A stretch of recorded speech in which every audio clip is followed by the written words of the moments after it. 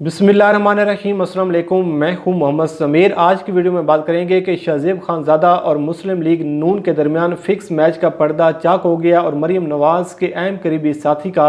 एक इंटरव्यू सामने आया, जिसकी कहानी से आज की वीडियो में हम आपको आगाह करेंगे। आखिर पर बात करेंगे कि मौलाना फजल रहमान को सानिया कारसाज के जलसे के स्टेज पर बिठाकर शोधा के खून की तौहीन की गई है। ये बयान सामने आया एतजाज़ अहसन की जानिब से। इस हवाले से आज की वीडियो में आपके सामने मुकम्मल तफसीलात रखेंगे कि असल मामला है क्या। लेकिन सबसे पहले हम बात कर लेते हैं कि जो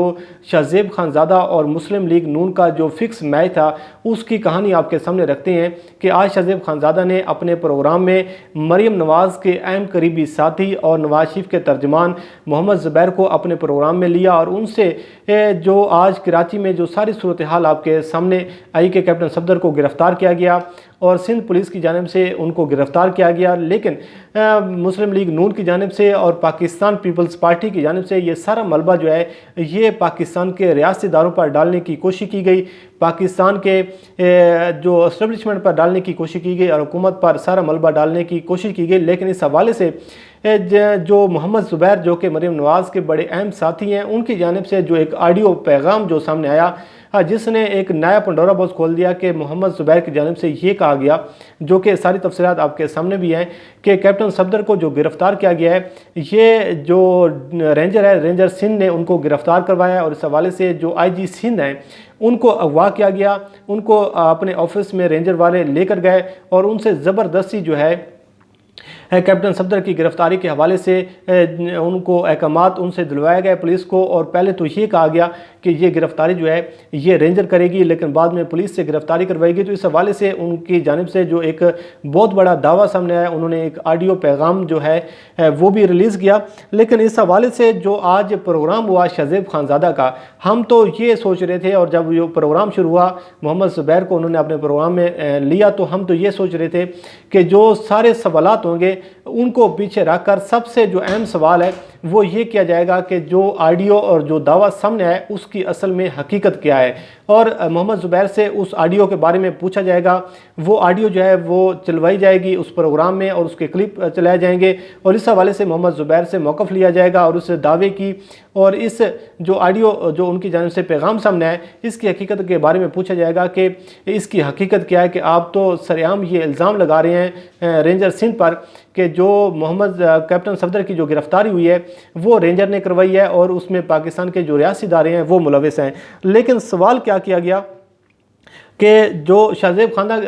खानज़ादा की जानिब से इस इशू पर ना तो कोई बात की गई, ना कोई सवाल किया गया। लेकिन सवाल क्या किया गया, उनकी जानिब से ये सवाल किया गया कि आप किस हद तक मुतमिन हैं कि इस सारे वाक़े में सिंध हुकूमत का कोई किरदार नहीं है, सिंध हुकूमत जो है इस सारे केस से बरी और ज़िम्मा है। तो ये सवाल किया गया। बाद में उनसे यह सवाल किया गया कि क्या ये जो कैप्टन सफदर की गिरफ्तारी है ये इदारों की जानिब से अपोजिशन जमातों को ये वाज़ेह तौर पर पैगाम है कि एस्टेब्लिशमेंट जो है वो पीछे हटने वाली नहीं है। और फिर यह सवाल किया गया तीसरा उनसे कि ये जो सारी गेम है ये आपको किस जानिब जाती हुई नज़र आ रही है। आप अंदाज़ा लगाएं कि शाहज़ेब खानज़ादा की जानिब से जो अहम इशू था, जो अहम सवाल होना चाहिए था, वो सवाल तो ये होना चाहिए था कि जो आपने दावा किया, जो आपने ऑडियो आपकी जानिब से सामने आई है उसकी हकीकत क्या है। लेकिन इस जगह पर अगर पाकिस्तान तहरीक इंसाफ होती, PTI के लोग होते, उनकी जानिब से कोई दावा किया गया होता, तो फिर आप देखते कि फिर किस तरीके से शाहज़ेब खानज़ादा की जानिब से ग्रिल करने की कोशिश की जाती, तहरीक इंसाफ के लोगों पर दबाव डालने की कोशिश की जाती, फिर किस तरीके से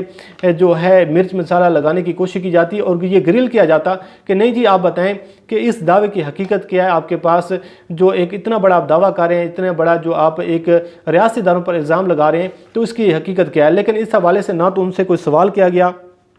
और ना ही इस हवाले से उनसे कोई बात की गई। लेकिन जो सवालात हैं वो दूसरी जानिब घुमा फिराकर उनसे किए गए और उनको खुश करने की कोशिश की गई। लेकिन अरशद शरीफ ने अपने प्रोग्राम में जब मोहम्मद ज़ुबैर को लिया तो उन्होंने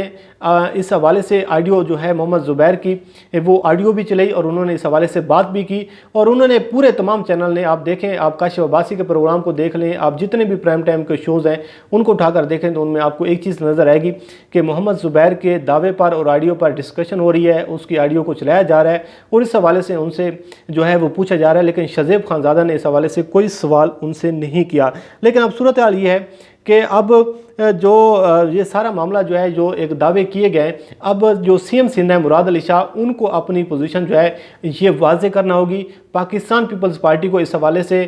کلیئر کرنا ہوگا کہ کیا وہ اداروں کے خلاف واقعہ وہ کھل کر سامنے آ رہے ہیں، اور جو اداروں پر الزام لگائے جا رہے ہیں تو سارا ملبہ جو ہے جو رینجر پر ڈالنے کی کوشش کی جا رہی ہے اور پاکستان کے ریاستی اداروں پر ڈالنے کی کوشش کی جا رہی ہے، تو اس حوالے سے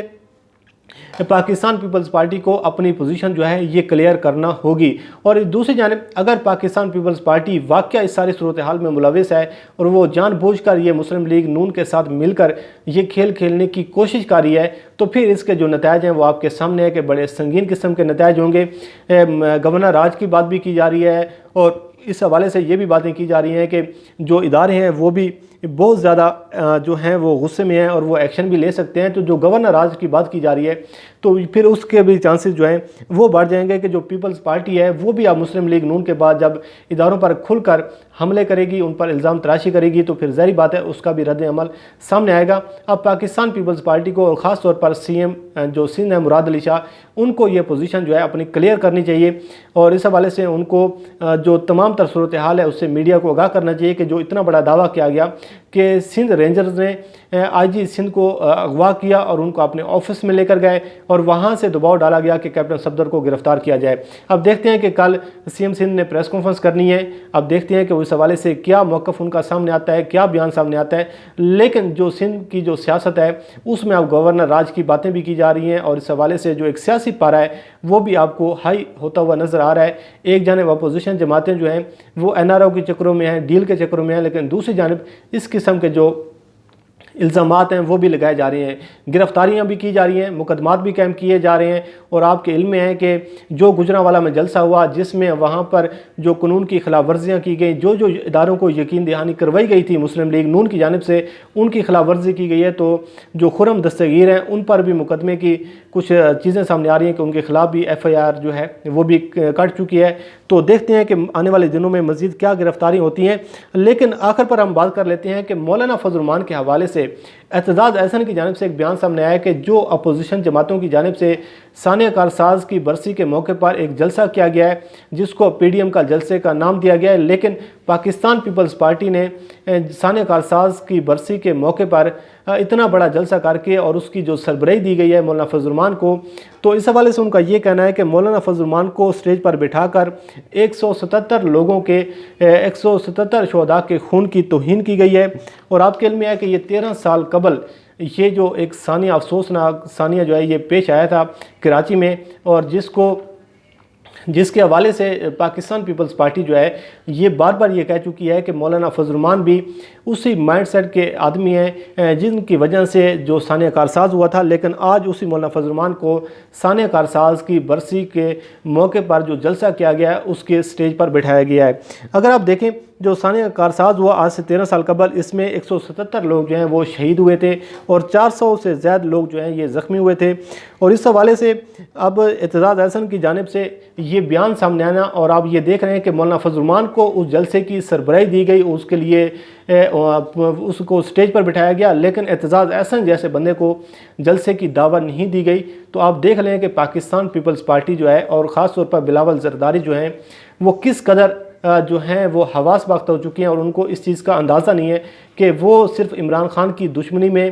اور وہ پاکستان کے ریاستی اداروں اور خاص طور پر مسلم لیگ نون کے بیانیے کو جو آگے لے کر چل رہے ہیں، وہ اپنے قریبی ساتھیوں کو بھی ایک کھونے کی کوشش کر رہے ہیں، اور جو اپنے پرانے ساتھی ہیں جنہوں نے ذوالفقار علی بھٹو صاحب کے ساتھ اور بے نظیر بھٹو صاحبہ کے ساتھ جنہوں نے کام کیا، ان کی کیبنٹ میں رہے اور جن کا پاکستان پیپلز پارٹی میں بڑا اہم کردار ہے، ان کو آج نظر انداز کیا جا رہا ہے۔ اور آج ہم نے دیکھا کہ جب یہ پریس کانفرنس ہو رہی تھی پی ڈی ایم کے رہنماؤں کی، جس میں مریم نواز بھی شامل تھی، مولانا فضل الرحمان بھی شامل تھے، اور ان کے ساتھ ساتھ راجہ پرویز اشرف بھی شامل تھے، تو جب یہ سوال کیا گیا راجہ پرویز اشرف صاحب سے کہ اعتزاز احسن کی جانب سے بیان سامنے آیا کہ نواز شریف کو تقریر اس لیے نہیں کرنے دی گئی کیونکہ ایک بریگیڈیئر کا فون آیا تھا جس کی وجہ سے ان کو تقریر نہیں کرنے دی گئی، لیکن راجہ پرویز اشرف نے یہ کہا کہ یہ پاکستان پیپلز پارٹی کا موقف نہیں ہے، یہ ان کی ذاتی رائے ہو سکتی ہے لیکن اس کا جماعت سے کوئی تعلق نہیں ہے۔ تو یہ صورتحال ہے کہ اب جو سینئرز لوگ ہیں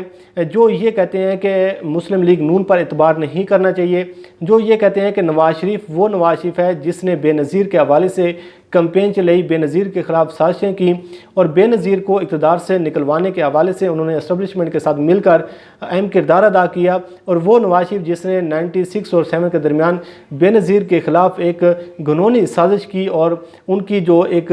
تصویریں ہیں وہ وائرل کروائیں، تو اس نواز شریف پر آپ کیسے اعتبار کر سکتے ہیں؟ اور وہ نواز شریف جس نے آصف علی زرداری کو جیل میں ڈلوایا، جس نے ذوالفقار علی بھٹو